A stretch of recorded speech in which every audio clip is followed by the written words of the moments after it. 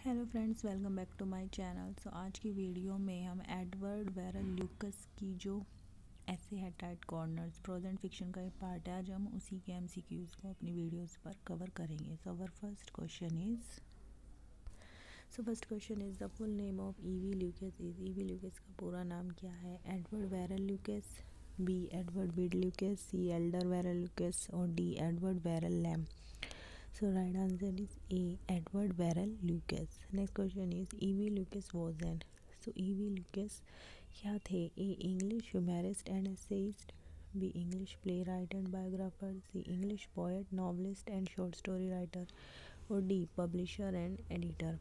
Well, right answer is all. ये सारे option क्या है हमारे करेक्ट है. Now our next question is the essay tight corner has been taken from. जो ये ऐसे है टाइट कॉर्नर, ये कहाँ से लिया गया है? A, giving and receiving, B, you know what people are, C, generous money और D, advisory ban. Well right answer is A, giving and receiving 1922 से इस ऐसे को लिया गया है। Next is what does the title tight corner refers to. हमसे पूछा गया है कि टाइट कॉर्नर्स का मतलब क्या होता है। Well, A, a difficult situation, B, a difficult of writing, C, a difficult of learning a new game और D, none of these.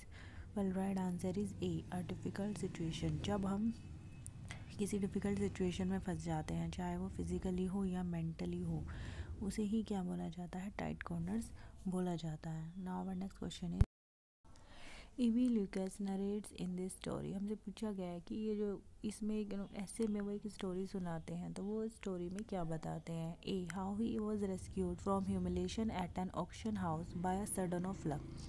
कि कैसे उनकी बेइज्जती होने वाली थी ऑक्शन हाउस में, लेकिन कैसे वो उस सिचुएशन से बचे। Next is how he had a narrow escape when he was caught in a deep forest, C, how he escape when he was caught stealing money और D, none of these. Well right answer is A, how he was rescued from humiliation at an auction house by a sudden of luck। कि वो auction house में क्या होता है, एक difficult situation में फंस जाते हैं और फिर वहाँ पर अपने लक की वजह से क्या होता है, सिचुएशन से बच निकलते हैं। Right answer is A. Next question is one man had been caught by the tide in. इसमें कई लोग अपनी स्टोरीज बताते हैं, तो उसमें कहानी बताता है कि वो कैसे टाइड में फंस गया था। तो कहाँ पर फंस गया था? A, England, B, Brittany, C, Paris और D, France. Well right answer is B, Brittany. Brittany जो है फ्रांस में एक नॉर्थ वेस्ट रीजन है। Next is another had been on an elephant when a charge attacked at it. A, wounded tiger, B, wounded lion, C, wounded bear और D, wounded rhino. So right answer is A, wounded tiger. So इसमें एक और incident के बारे में वो बताता है कि उसमें कौन हमला करता है, एक वाउंडेड घायल टाइगर हमला करता है। Next is tight corners were always physical affairs, surely they can be tighter when they are dash. इसमें कहा गया है कि जब कोई फिज़िकली सिचुएशन पड़ती है जो डिफ़िकल्ट होती है, वो डिफ़िकल्ट सिचुएशन होती है, लेकिन जब कोई मेंटली प्रेशर या मेंटली कोई परेशानी होती है तो वो उससे ज़्यादा क्या होती है, ज़्यादा मुश्किल हो सकती है। सो ए, इमोशनल, बी, स्पिरिचुअल, सी, डिवाइन और D, mental. Well right answer is D, mental. तो दो तरह की डिफ़िकल्ट सिचुएशन होती है, एक फिजिकली और एक mentally. Now our next question is what is Christie in this story. इसमें एक जगह मेंशन की गई है क्राइस्टी, तो वो क्या है? A, a fine art auctioneer firm, B, the name of a firm where the author work, C, the name of a firm where the narrator works और D, none of these. So right answer is A, fine art auction firm. Well, Christie जो है एक बहुत पुरानी auction की firm है जहाँ पर चीज़ों को बेचा जाता है, और इस स्टोरी में यहाँ पर पिक्चर्स को बेचा गया था, उनकी बोली लगती है और वही होती है जो मज़े मज़े में आके हमारा जो ऑथर होता है वो उसमें बोली लगा देता है और बाद में वहाँ उसकी वजह से फंस जाता है क्योंकि उसके पास कोई पैसे ही नहीं होते। Now our next question is sale room refer to. Sale room किसे कहा जाता है? A room in which items are sold at auction, B, a place where parties organize, C, a place of fun laughter and music और D, none of these. Right answer is A, a room in which item are sold at auction. जब auction होती है तो वहाँ पर चीज़ों को क्या किया जाता है, बेचा जाता है, उस रूम को ही सेल रूम बोला जाता है। Now our next question is what was being auctioned in the sale room. वहाँ पर किस चीज़ की बोली लगाई जा रही थी? A, Barbizon pictures, B, Susanna owners painting, C, Anna Carlsey's painting और D, Anna Maria Crew painting. Well, right answer is A. Barbizon Pictures. Next is, why did the author participate in bidding? A. Just for fun. B. He really liked those pictures. C. He was a picture lover. Or D. None of these. Well, right answer is A. Just for fun. वो वहाँ पर जाता है और बोली लगाता है, क्यों? सिर्फ मज़े मज़े में, और इसी वजह से वो उस डिफ़िकल्ट सिचुएशन में फंस जाता है. Now our next question is, how much money in the author had in the bank? में जो हमारा ऑथर था उसके बैंक में कितने पैसे थे? A 63 pounds, B 65 pounds, C 69 pounds और D 73 pounds. So right answer is A 63 pounds. Next is, what is the meaning of the word plutocrat? Plutocrat का मीनिंग क्या है? A. A rich person of high station proud of his wealth. B. A person who has a storehouse of pictures. C. A person who participates in bidding. Or D. None of these. Well, right answer is A. A rich person of high station proud of his wealth. एक अमीर आदमी जिसे अपनी जायदाद पर बहुत गर्व है.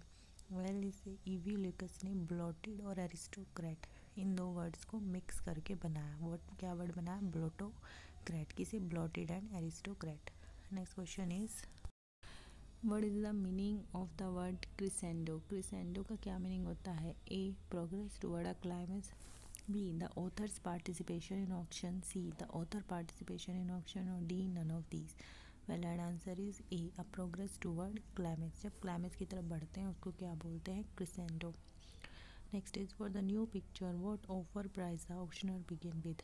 जब एक नई पिक्चर की बोली लगती है तो जो उसे बेच रहा है ऑक्शनर, वो किस प्राइस से स्टार्ट करता है? A 4000 guineas, B 4060 guineas, C 4070 guineas और D none of these. Well, right answer is A 4000 guineas. Now our next question is, what is the meaning of the phrase escaped by the skin of his teeth? A. Narrow escape, B safety of life, C. Convalescence और D. None of these. So right answer is A. Narrow escape. बाल बाल बचना. What next is, what was bidding price offered by the author? जो author था उसने क्या बोली लगाई थी उसकी? A 4050 guineas, B 4060 guineas, C 4070 guineas और D. None of these. So right answer is A 4050 guineas. ये किसने बोली लगाई थी? ये author ने लगाई थी. और ये क्या होती है? हाई बिड लगा देता है, जिसकी वजह से उसे वो सिचुएशन में फंस जाता है कि उसे अब ये खरीदनी पड़ती है. Now next question is, who felt my heart stopped my blood congealed there was no sound but a curious smother noise from my friend. A. The author, B his friend, C auctioneer और D none. Well, ये line कौन बोलता है? So right answer is A. The author. जब वो क्या करता है, मज़े मज़े में आके हाई बोली लगा देता है तो वो सिचुएशन में फंस जाता है कि उसे वो पेंटिंग अब ख़रीदनी पड़ेगी.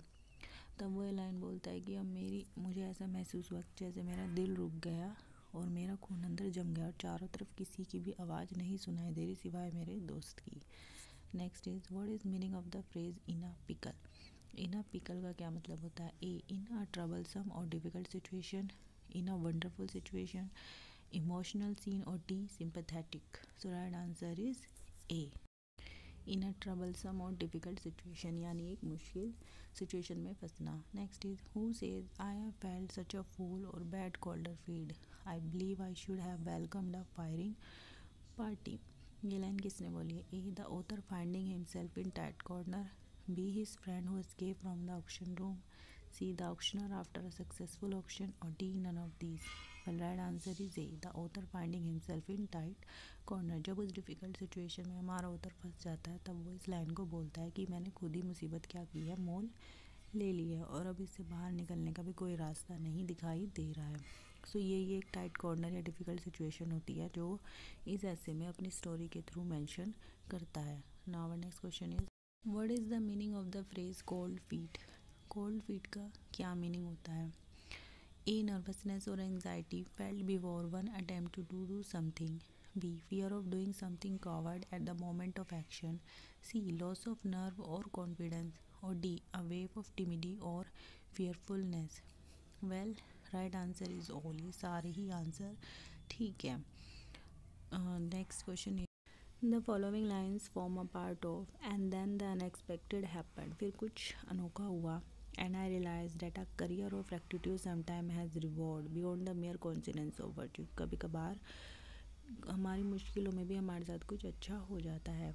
सो ये लाइंस कहाँ से ली गई है? So right answer is A, tight corner. ये टाइट कॉर्नर्स ऐसे से ये लाइंस ली गई है। तो इसमें क्या होता है कि जो ऑथर है, जो वो सिचुएशन में फंस जाता है, तभी वहाँ पे जिसने उसके लिए मतलब ऑथर से कम बोली लगाई थी वो उसके पास आता है और कहता है कि अगर आप इस डील को छोड़ दें तो मैं आपके इसके बदले 50 गिनीज़ दे दूँगा। लेकिन ऑथर सोचता है कि अब मैं बच गया, तो लेकिन वो कहता है कि नहीं, मैं 100 गिनीज़ लूँगा, और वो 100 गिनीज़ लेके उस ऑफ़र को छोड़ देता है और इस सिचुएशन से बाहर निकल आता है। Now next question is the following lines form a part of I had exactly 63 pounds in the bank. मेरे पास बैंक में सिर्फ 63 पाउंड्स थे। And not enough securities to borrow 500, और इतनी भी सिक्योरिटीज़ नहीं थी कि मैं 500 से ज़्यादा ले सकूँ। And here I was nothing away to the optional like a brotocrat, और अब मैं सिचुएशन में फंस गया हूँ।